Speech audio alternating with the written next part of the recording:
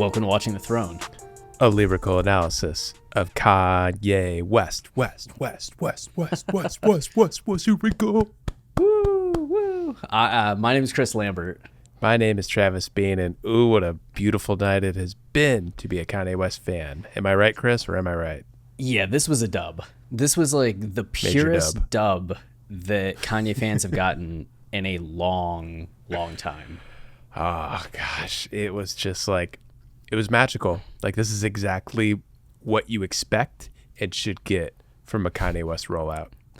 Yeah. So for context, in case anybody's not listening to this immediately, the Donda release event just happened on August 5th in Mercedes-Benz Stadium. And Kanye got started much quicker than he did the first time in Atlanta. And the songs were much better. The experience was way more impressive. And we are just kind of basking in how amazing the music was that we just heard. Yeah, it was. I mean, you know, you and I both went to the Atlanta show, and you were a lot more critical of it than I was. Like, I really enjoyed it. But even I have to admit that this was just like, this was a step above just like theatrically, like how the show was set up and everything they were doing. It was way cooler. Yep. And the songs themselves, I mean, my God, they're just, I don't even know where to begin. Like, so many songs, so many new songs are just incredible. And then so many of the songs we already liked have been elevated. And wow. Yeah. It was just the way, like, I was hating on Remote Control the first time we heard Remote Control, and then hearing it this time, it was insane. It was incredible. Like, yeah, they did a great job with it. They added a lot of parts, and it's really cool how they broke it down. Yeah, that's the thing. Like, how much more built out this second listening party version of Donda was than the first time. And I think the cool thing, like, Jesus Lord is one of the songs that people from the Vegas party were talking about as being like a highlight song, because you're getting this extended Kanye verse. It sounded great. And we didn't get that at the first Atlanta party. And now we got it. And not only did we get it, it had so many verses, so many features. It went on and on. It was, it had to be a 10-minute song, right? I would think like 10, 12 minutes. Which you think about Ye and Kids See Ghost and Jesus is King, which are all albums that are like 21 to 27 minutes.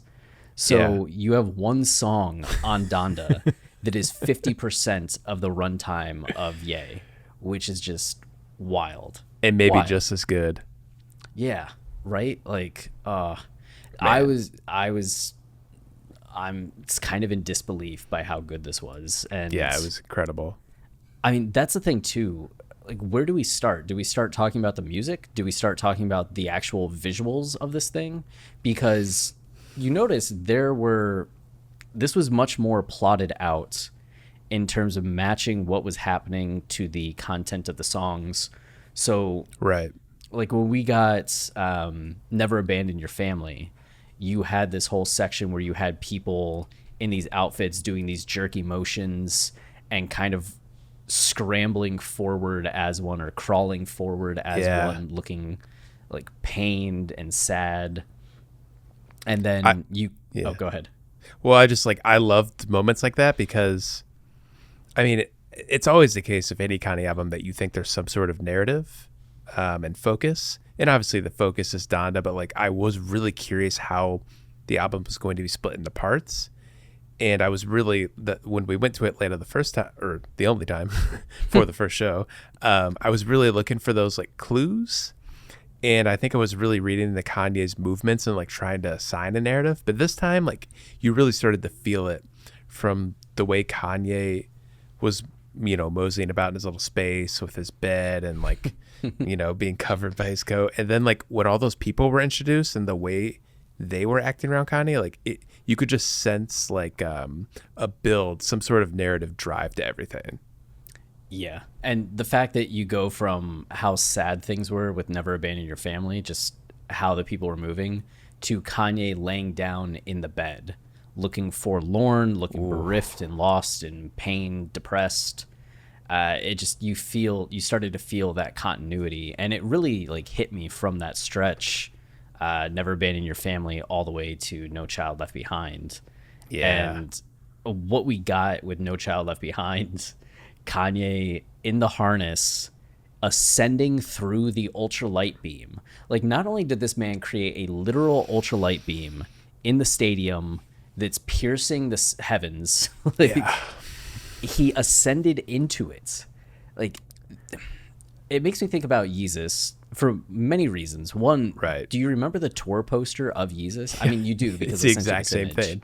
It's the same thing. It's Kanye in these beams of light, arms back, almost like he's being pulled by the hand of God up into the sky.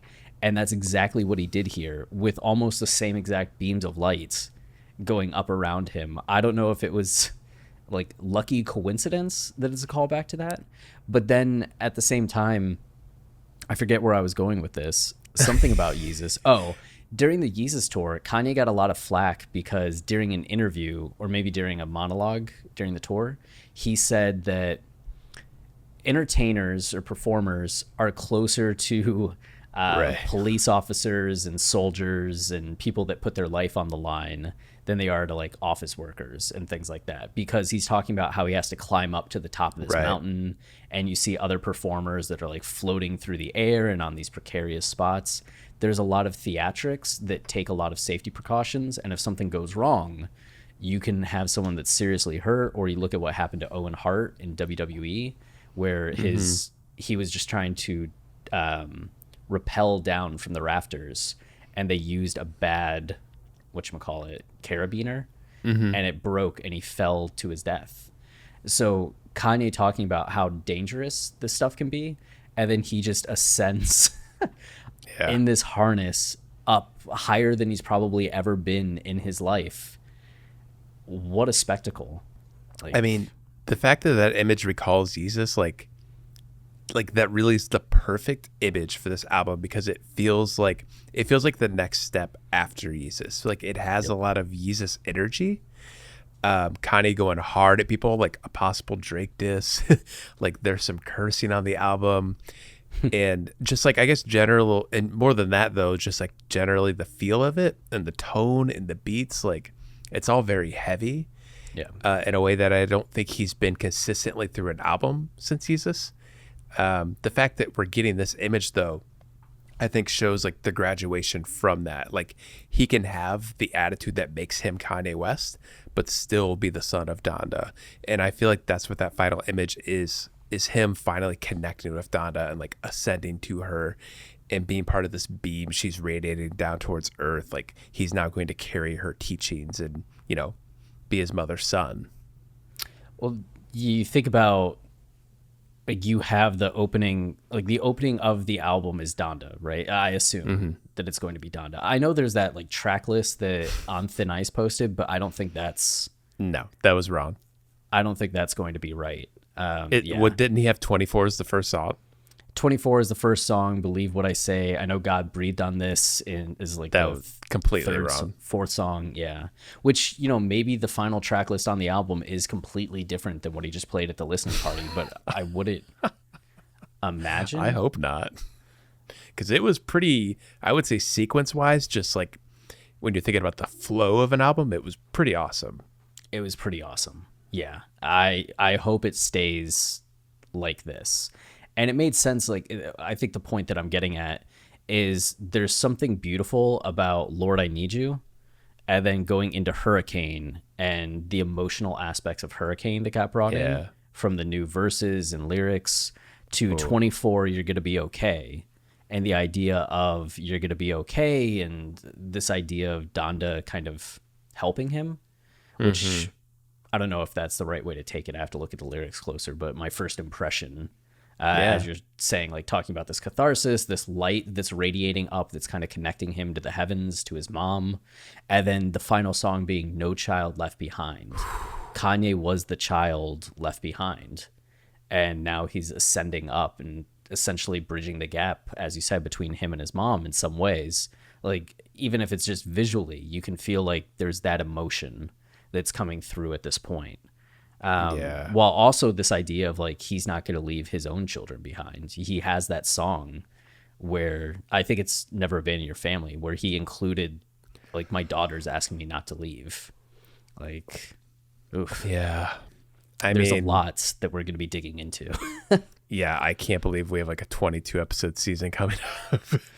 Yeah. Or a 24 episode season. 24 episode season. So Casey Pluto just tweeted 9 minutes ago. Casey's on the album, I think, still. I think that's who we thought Shake was. It was actually Casey on Keep My Spirit Alive. I didn't think it was Shake. Yeah. It says August 6th, no one knows what time. The suspense is real, but it's coming. Okay. So, because if you go to iTunes right now, it's listed that it's coming out August 9th. So I guess right in this moment, like right when the live stream ended, we just don't know. Yeah. Yeah. Because we are about an hour from the end of the live stream. So we'll see. I'm hoping we wake up tomorrow and the album's out and we're freaking out. Yeah, and then that's all I do for the next like 3-4 weeks is just listen to that on repeat. Yeah, I mean, this is gonna be a big one. Yeah. So I mean, it's not like you said, it's not like Ye or Kids See Ghosts. Like I remember listening to Ye probably like 15 times the first day, and like that was the day I was hanging out with my wife's family and like had to do shit. Like I still managed to listen to it like a ton. Yeah, like my wife and I were on our honeymoon when Jesus is King came out, and we would go on these, like you go on the cruise and they do like the tours, and sometimes we would have like an hour long bus ride, and I just put on headphones and listen to Jesus is King, and I'm getting like, I think I listened to the album like 30 times. Yeah, it's like short enough that you can. Yeah, and then this, if you listen to it 30 times, that's over 30 hours. I'm so happy. That's 15 Jesus is Kings. Yeah, that's wow. We finally have another like full length Kanye album. Wow. So boy, or does 60 it slap. Jesus is Kings. Man, yeah. I know math. Yeah, this was just like, I don't know. It was made so much more special by the entire experience and the fact that like Kanye didn't drop it when it wasn't ready, because clearly it was not. Yep. Like so many unfinished songs, like, and after you hear this version of the album, like you realize, like it becomes fully realized. Like before, I knew there was a theme of like Donda and him not moving on from Donda, but being able to get past like her not being here anymore and how he could still carry her name and represent her. Like I knew that was part of it, but this time, like I felt it. Like you really feel his connection with his mom, and all of the features on the album. There are a lot of features, but they all feel in that vein as well. You hear a lot of people talking about Donda, talking about Kanye, talking about their own parents. Like that seems to be a heavy motif in this album, and the fact that Kanye got everybody on the same page about that is incredible.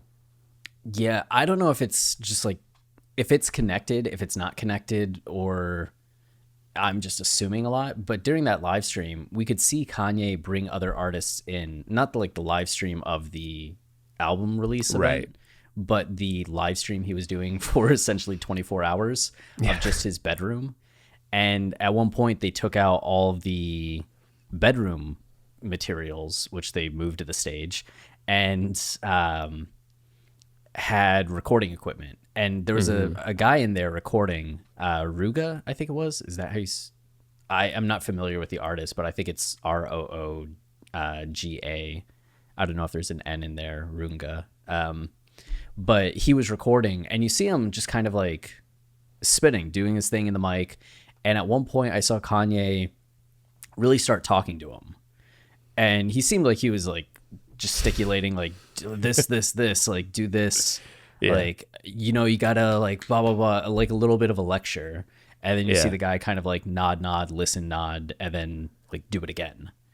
And I wonder if it's just something where he was actually like coaching people, like, yo, you need to say something like this, take that line out, do this. That's all like very speculative based on just one interaction that I have no idea how it actually went. But let's go with it. Yeah, it was curious to see, you know? I love that. That's my other favorite part of this is just like the glimpse behind the curtain and like seeing how this album rolls out, like seeing people come in and out of the room, knowing the people that are coming in and out of the stadium. Yep. We've talked about it a bunch in the show, and I probably don't need to gush about it more, but that's awesome of Kanye to do. That's something you don't ever see. Yeah, what a peek behind the curtain.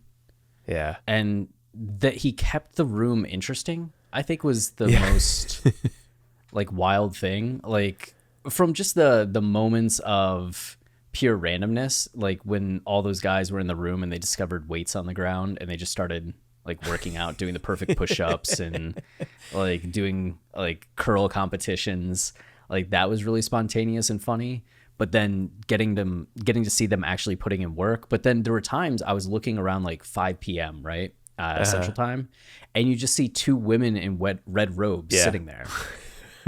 You're like, what Who is did not this? like show up in the show at all. Yeah, that was the other thing. Like, you didn't see any of that in the show. And I know Kim had she posted a photo of like a silver mask and silver gloves. But I don't remember seeing a shot of like her at all wearing that. But that song about Kim was so great. Yo, there's going to be a lot to talk about in terms of that, because there were times where it felt like Kanye was apologizing. There's times where it felt like Kanye was like defending himself and being aggressive. Yeah, I didn't want to say attacking, but defending himself and really getting into some of the emotional aspects of what went on. And it will be curious to like get into it, because that's our initial reaction, right? It will be curious when we actually get it in context of the album, can start like piecing together those lyrics and really break it down and be like, oh yeah, this was really what we thought it was, or oh no, he's kind of doing it from this context or this perspective. Right. But it does make me wonder what, like, where they're at. I guess I mostly got good vibes from it. And anytime it again, this is just a surface listen we had, but the moments where Kanye does sound defensive, it almost feels like he's in character, like he's talking like he did at the time him and Kim were having an argument or something. And there's probably truth to Kanye feeling that way now, but in general, the tone of that song felt like it's the same vibe I keep getting from them every time I see something about them together, is like everything seems good. Like they're moving on amicably, like they want to make this work, and they're just not right for each other right now. And that's all there is to it. Yeah. It just makes you wonder what's next for both of them. I know, but it makes me happy because you don't want to see them fight or anything. No, and it's great that like Kim's there with the kids. Like, the kids get to see their dad perform this. Yeah. I'm sure it's going to be emotional, like, for North hearing some of those lyrics too. But right, like, what a thing to watch your dad skyrocket. I tell you what. And then Jail was mostly the same, but like now I think there's a choir singing with Kanye. Yeah. Oh my God, it sounded so good. Yeah, the choir that got added to like various songs was awesome. Oh, I didn't get to. Yeah, Hurricane was the Weeknd's was so good, and got to really like put in work. Yeah, sounded great. I know there's going to be people that are like OG Hurricane fans that are sad that the final version is so different, but this is why I don't listen to leaks as like we are purists. Yeah, it's just I love what we got. The other thing, I didn't get to hear all of I Know God Breathed on this. When the first verse started, I forget who's featured on it. Is it Vori? Is it someone else? Can't remember. The stream went out and the audio on the stream went out. So by the time I got the audio back, it was going into Television. Which was Television just the straight Pop Smoke song? I don't think so. Okay. I think I got distracted at that point and missed like a lot of what that song was doing. I was wondering if it was the exact same thing we heard at the other Atlanta show. But again, what we heard at the other Atlanta show like sounds way different than the live stream version. Yeah, right. Like our personal, and even like the live stream that we saw, a lot of that didn't quite stick. in my brain, especially just because we were still like humming from Yeah. being in the stadium. 4 a.m. Yeah. Zoning. Think you're possessed. It's an omen. Oh man. Was there anything that you didn't like? God. I mean, this is why I'm terrible. I'm the terrible person to ask that kind of question. Like, I really vibed with everything. I will say though, if you're forcing me to have some sort of criticism, the second half, or maybe like the second 2/3, like the second third and the third third are better than the first third. Oh yeah, Like, like I really do love Remote. Maybe like Remote On was like awesome, or maybe Donda On. Like everything was really incredible. like the Donda. Yeah, which Because there's like Donda and then there's Donda. yeah, sorry, Donda, which is just Donda repeated a million times. And like I heard that was the track, and I was like, I bet Kanye does something cool with it. But like, I really was mesmerized by it. I thought it was really cool. Yeah, it's kind of like the I Love Kanye of the album, right? I honestly, and I truly believe this, don't get mad at me, that Donda is a better song than Liftoff. That's my I know hot you take. think that. Yeah. But yes, I agree. Because the first third of the album didn't feature a lot of Kanye. Though we did get more Kanye verses than we thought we would. Like he's on a lot of it. By the time Remote went wild, Yeah. and we're just getting into like everything from the rest of the album, it's just like, oh yeah, this is fully like Kanye. Yeah. But on those first parts, there was just something that was just like, okay, we're getting some Kanye, but we're getting like, it's pretty feature heavy. Yeah. But I think the only song I still wasn't excited about was Junya. Oh, I thought you were going to say Moon. I was like, Chris. No. Moon has like a little bit of Hurricane like woven into it now, doesn't it? It sounds fuller, like definitely improved than that song, and Kanye's been added to it, so that's nice. Yeah, I need to go back and listen to the Atlanta version, because I swear like it seemed like Moon was kind of mixed a little bit, like there were Hurricane like notes in it. I'd be curious about that. But Junya was the only one where I was just like, okay, like pretty good, but I still could like skip. that song. I could skip. But it will be great to go back through this. It's just a question of when. I mean, there was how many songs still sounded unfinished? What was the one? Was it Jesus is Lord, where Kanye? It didn't sound like Kanye's vocals were finished. It might have been. No, Jesus is Lord was finished, because that was one that still had, like, he had done it in Atlanta. Jesus is Lord is definitely finished. Or no, Jesus Lord, sorry. Was it I Know God Breathed on this? It was one of the songs. There are like, I want to say Pure Souls? 3, maybe 4 songs where Kanye has like a really long verse with like lots of bars. And it was one of those songs like towards the end. You know what? It might have been Lord, I Need You. That's the one with Kim, right? Yeah, Or about Kim. it might have been that one. Okay. So, I mean, if all he has to do is kind of re-record a couple, or some just have to like finish being mixed and mastered. Maybe by morning we're getting this thing. Because I would say, like, other than a couple parts, like it feels like 98% done. Yeah, and I think the stream audio quality wasn't that great at times, because I saw people saying like this doesn't sound finished, but my stream was going in and out of it sounding really good to it sounding not good. And I think that was just the audio quality of the stream. And we know from attending the listening party that the bass was way louder than it is in the live stream. Yep. And it really felt faint in the live stream. So like we haven't gotten a full sound yet. No. Yeah, it's going to be a whole different experience having the headphones on. Jesus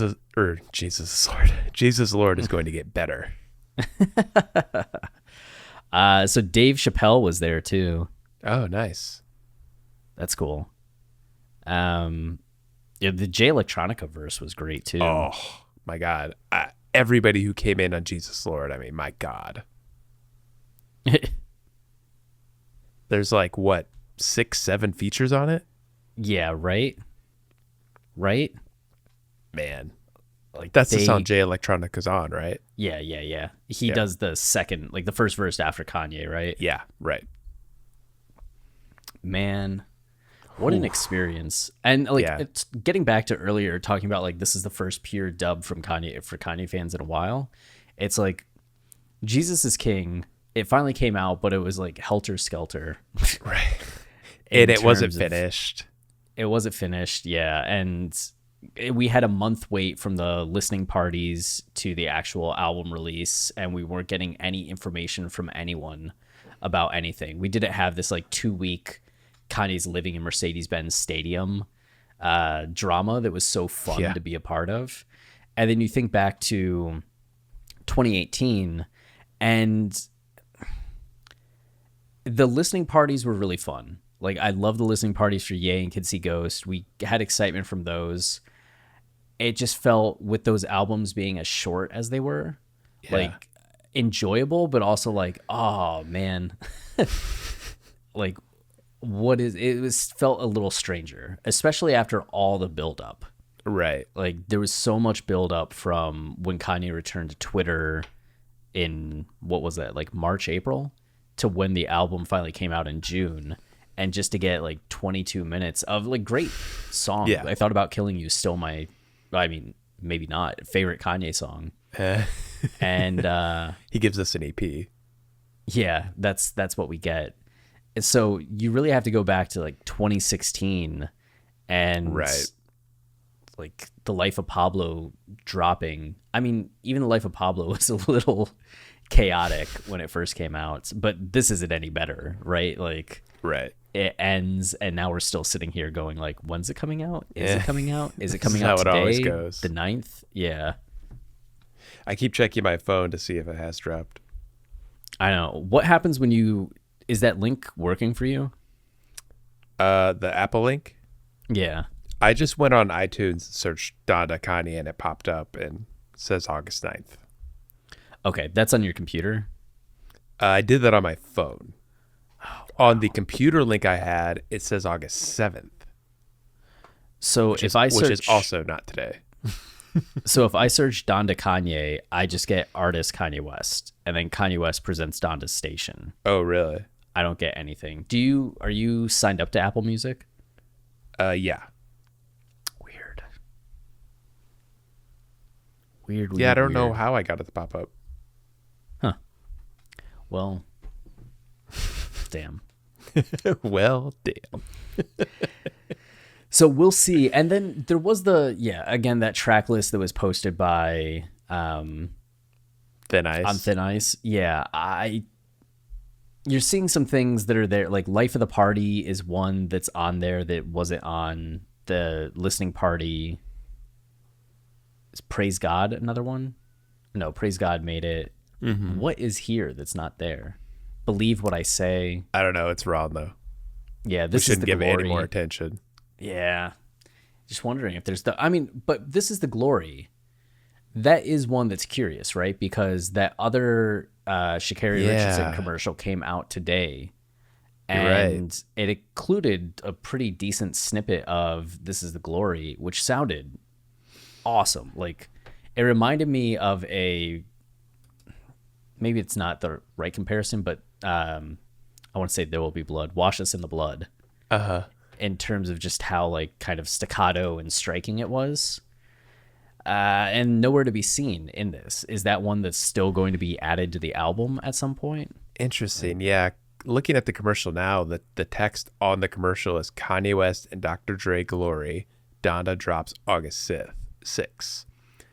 Yep. So I guess it could be just like a commercial, like that's for both the listening party and then this song is separate, and like maybe it's now a Kanye West and Dr. Dre song and it's just a single or something. Potentially. Does a Glory date back to... So Glory was a song that was initially going to be on Donda 2020.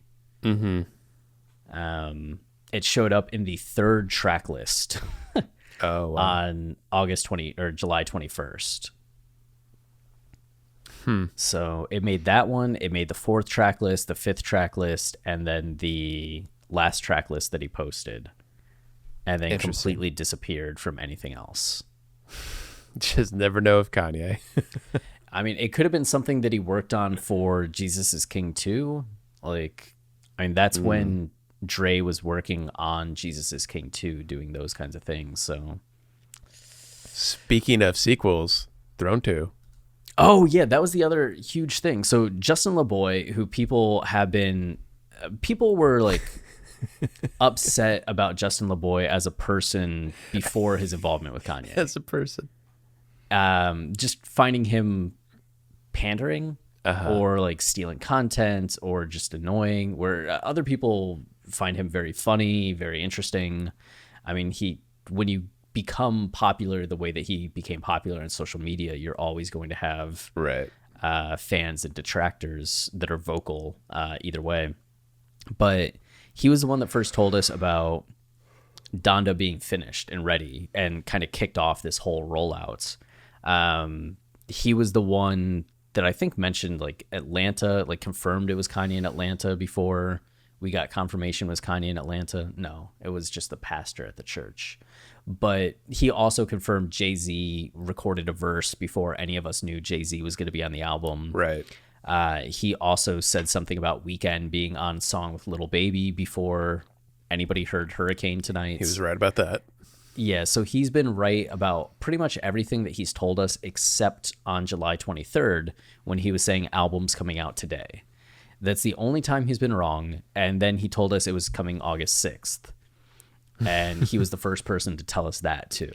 And then soon enough, Kanye saying August 5th, August 6th, et cetera, et cetera. So I know people were upset specifically and felt lied to because like, why did you say it's coming when it like wasn't?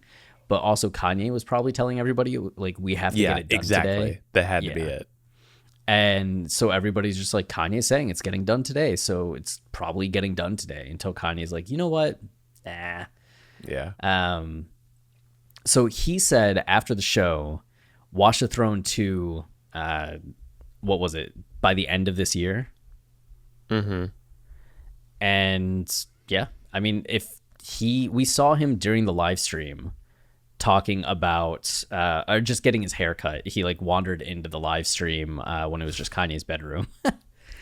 And I'm trying to find the tweet. So I'm like talking while trying to. I'm just sitting here dead-eyed because I'm so tired.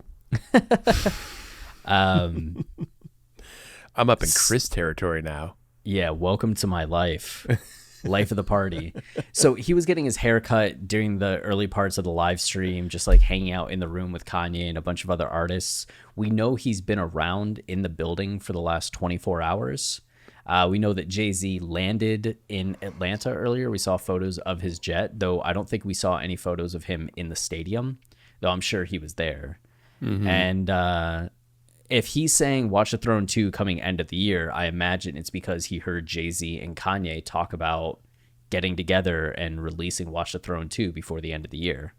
I mean, maybe now he's deciding to start taking like grander leaps of faith and like cap hard, but I'm imagining it's based on some kind of information that he heard. So that's something we very much need to keep our ear to the ground on. Oh, yeah. What if right when we get done with the Donda season, Watch the Throne 2 drops? You can't see what I'm doing right now, but I have my hand over my eyes, just rubbing my face like... I was doing that internally. It would be... It's a lot of time and effort making Kanye podcast, you know? Yeah. Jeez, I wanted to do other things for my life, but I guess not. Yeah, but it would be exciting. We'd have to, like... Could we cover Watch the Throne 2 before we cover Watch the Throne 1? No, we'd have to go back. We'd have to go back and just, like, the week leading up to the album release, just be, like, cramming episodes of Watch the Throne. I'm so scared.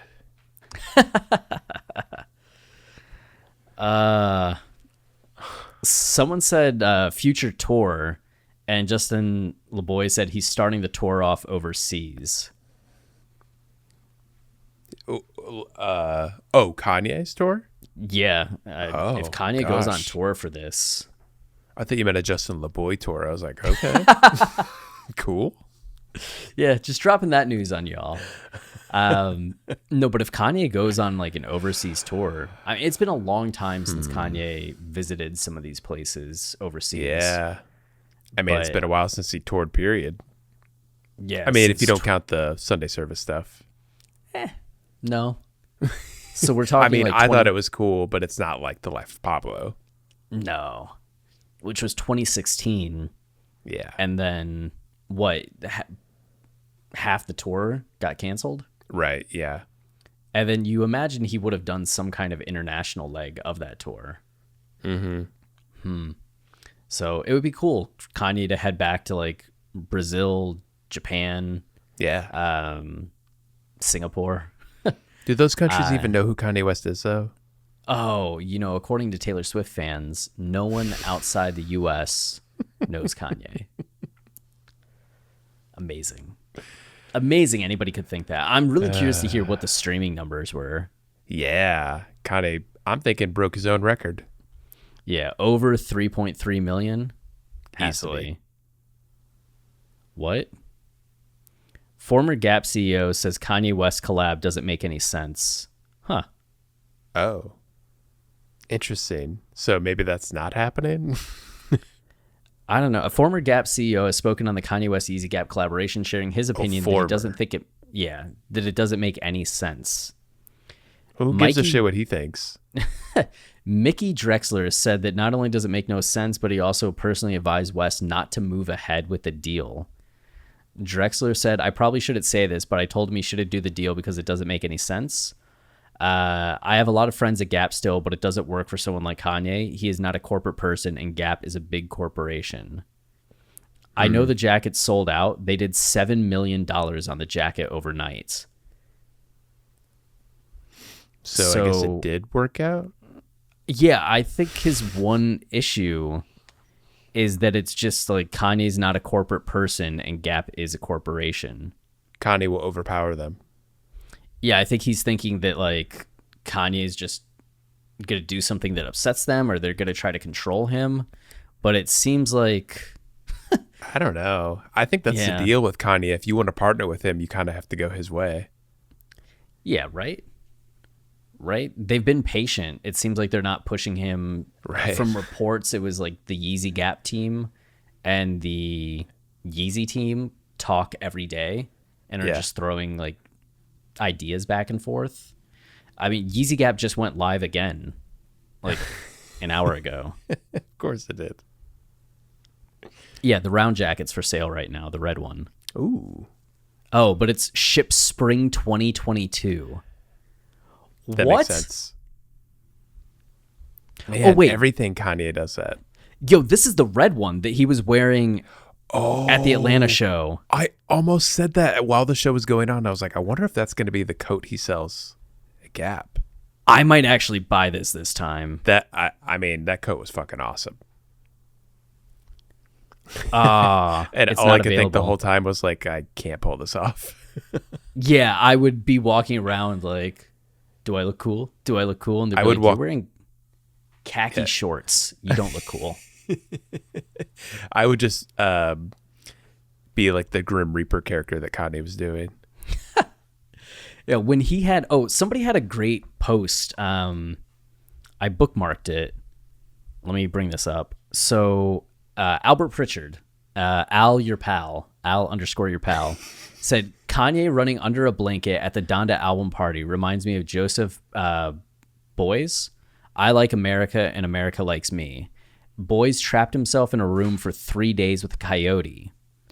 Kanye has trapped himself in the stadium for 3 weeks. Both kept quiet in their exhibits. So the Boys thing got brought up in 2018 when there was the whole idea is like Kanye doing performance art. He posted a book of books from 3 performance artists, and one was Boys. And I think on the cover was this like Kanye may have even posted the photo of I Oh, Like wow. America and America Likes Me. And you see boys wrapped in this blanket, and he has like a cane, and the coyote's sniffing him. And he did spend 3 days in this room with this coyote, trying to like get to know it, but the coyote's representative of America and the wild emotions of America, and boys is just like, will I survive this? And then you have this photo of Kanye, and how he's holding the jacket over him looks exactly like boys. Wow. And he's leaning over the spiked jacket, which not quite the same as a coyote, but it is the most menacing thing on stage at that time. I mean, we know Kanye's into that performance art shit. Like, he could have easily done that. Yeah. And you say that lovingly. Oh, yeah, totally. Did that sound aggressive? A little bit. A little bit. It's late. I just sent you the text so you can see like, how similar does that look? Yeah, that's cool. Yeah. So, well, I don't know. Anything else for this initial reaction? No, that was awesome. I hope people can find the live stream somewhere, and then hopefully we get this album tomorrow or today. Yeah, hopefully by the time we wake up, or by the time I refresh the page. I can't believe Cudi ended up on the album too. Oh, yeah, I'm twice. happy, but like twice. Yeah.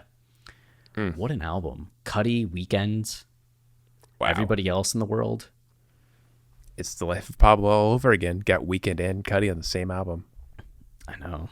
All right, then. Well, if we do have the album soon, we'll be making more content around the album. If we don't have the album, we'll be making more content around that. But you can expect more YouTube videos, podcast episodes, and everything else from us in the near future. Apparently, it's never going to end. No.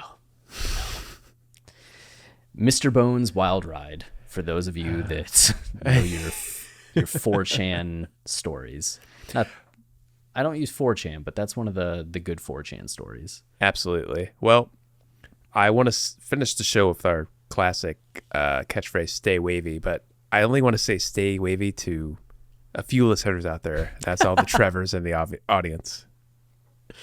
You would. You and the Trevors bonded tonight. Yeah, we really did, and we are one. All right. Well, then, you heard it. Stay wavy to the Trevors.